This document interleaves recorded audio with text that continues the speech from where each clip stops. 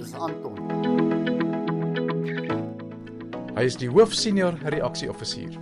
Hy taak ander offisiere op die skof met hulle dagse verpligtinge. Hy hanteer ook probleme en uitdagings wat voorkom. Anton het 2 volwasse kinders, 'n seun en 'n dogter, Roan en Estel. Sy stokperdjie is sy passie, om Securtech se kliënte veilig te hou.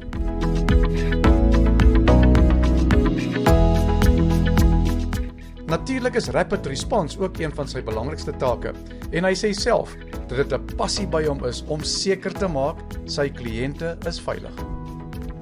Maar onthou, dis my passie om jou te beskerm. En daar gaan hy, op pad om 'n paniekoproep te hanteer.